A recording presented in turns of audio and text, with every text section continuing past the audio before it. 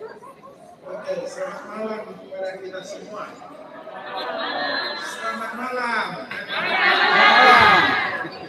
Santai saja. Ya.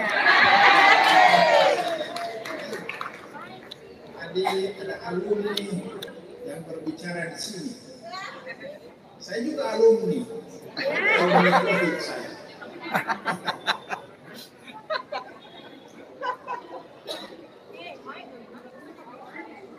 Pejabat pemerintah yang kami kasihi yang hadir pada kesempatan ini, saya tidak bisa sebut satu persatu. Pokoknya yang merasa diri pejabat pemerintah, saya sudah sapa. Jangan marah, saya tidak sapa. Juga kepada keluarga besar Yayasan Pendidikan Katolik Keuskupan Amboina, khususnya sekolah-sekolah yang ada Katolik yang ada di Kota Ambon. Juga tentu saya menyapa para pendekar pendidikan. Ada pastor, guru, awam, dan juga yang lain-lain. Pokoknya mereka yang terlibat dalam perjuangan pendidikan. Saya menyapa Anda dengan rasa hormat yang luar biasa. Karena apa? Saya bisa berdiri di sini sebagai uskup itu karena peran dari pendidikan, mulai dari keluarga, mama papa, dan pendidikan di SD, SMP, SMA, kemudian sekolah tinggi dan seterusnya. Jadi saya sangat menghargai para pendidik ini. Luar biasa. Mari kita tepuk tangan untuk para pendidik. 27 tahun lamanya saya bekerja sebagai uskup Diosis Amboina. Saya datang masih muda, umur 45 tahun. Orang Manado bilang masih poco-poco. Tidak tahu, 27 tahun lalu Anda sudah bagaimana, saya tidak tahu. Kan? Mungkin ada yang masih sekolah, atau ada yang ya belum lahir barangkali.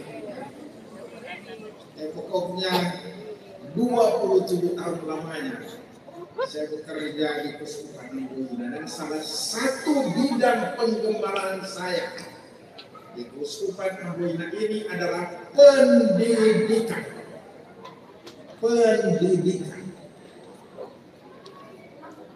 Hal ini sebenarnya terpengaruh oleh papa saya. Saya bukan berasal dari keluarga yang kaya, keluarga biasa saja, sederhana di Manado. Tapi papa saya selalu menekankan pendidikan. Dan ini yang terus dalam telinga saya sampai saya jadi uskup, sampai sekarang itu. Seperti Pastor Agus tadi katakan, itu kata-kata dari Nelson Mandela, tokoh emansipasi Afrika Selatan. Kalau kita ingin menguasai masa depan, maka pendidikan.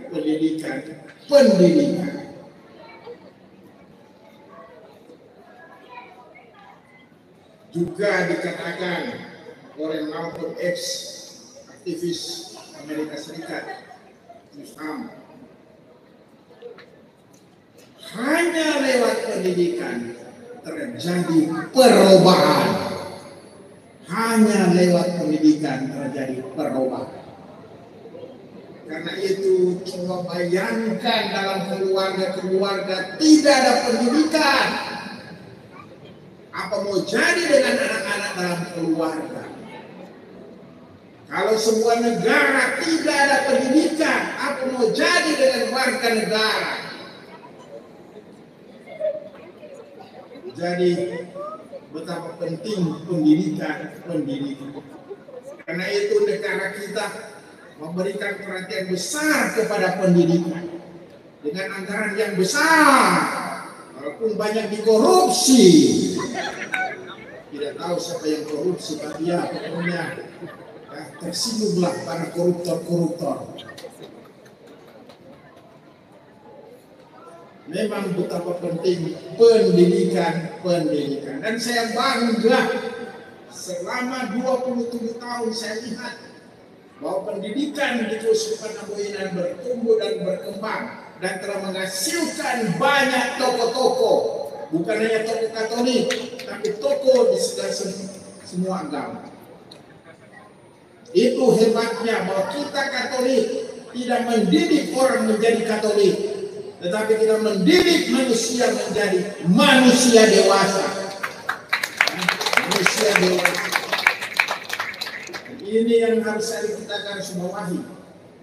Yang harus dihasilkan oleh pendidikan Katolik adalah orang-orang yang humanis, orang-orang yang terbuka kepada segala suku, segala bangsa, segala agama, bukan orang-orang yang radikal,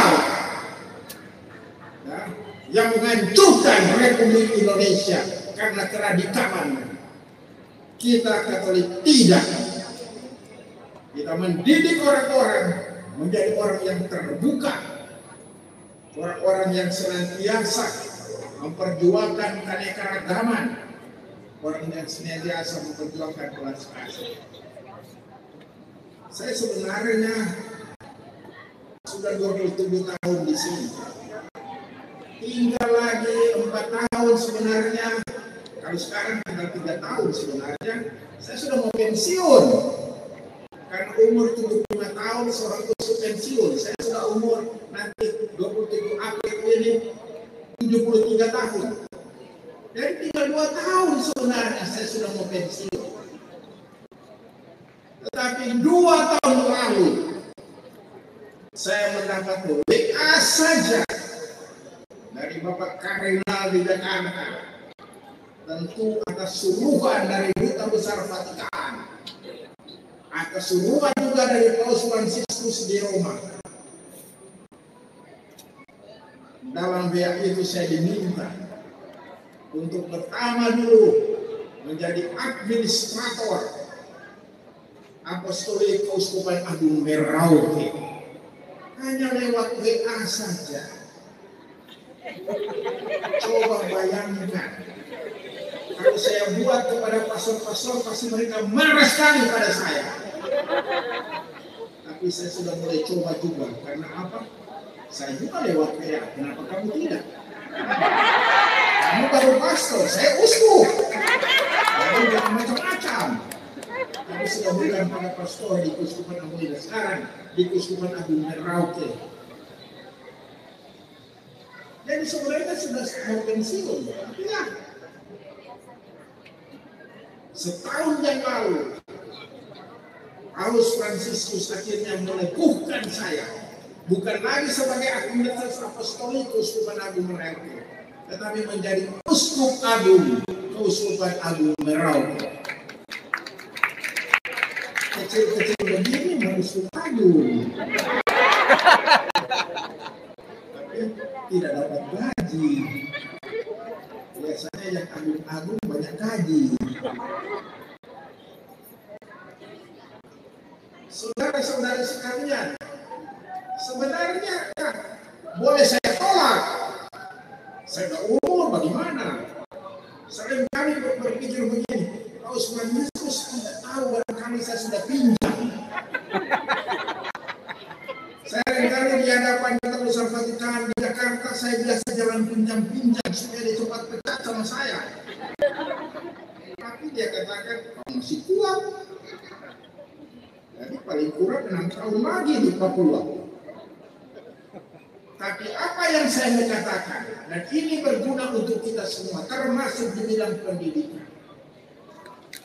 Taatlah pada kehendak Allah. Taatlah kepada kehendak Allah. Anda sebagai guru, Tuhan Allah telah menetapkan Anda guru.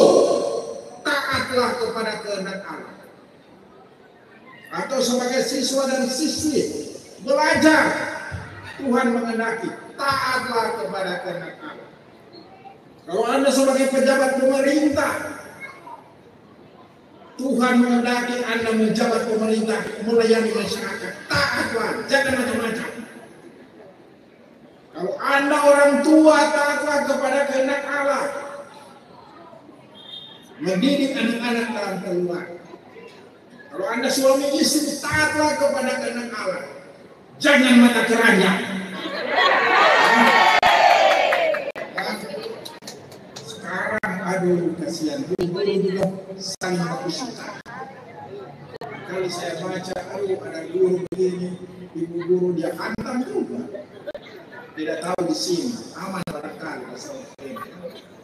Tapi kalau belum aman bertobatlah, kerajaan Allah sudah dekat. Jadi kehendak Allah. Saya juga kehendak Allah. Berangkat ke Papua menjadi uskup agung di sana. Tapi tidak dengan muka murung, tidak dengan mengeluh. Karena saya yakin kalau Allah menghendaki saya ke sana, pasti Allah akan juga menguatkan saya. Pasti. Dan mulai ada tanda-tanda bahwa Allah menguatkan saya di sana. Saya sekarang sementara memperjuangkan Papua Selatan menjadi provinsi. Mereka kaki juga istiqomah di bawah.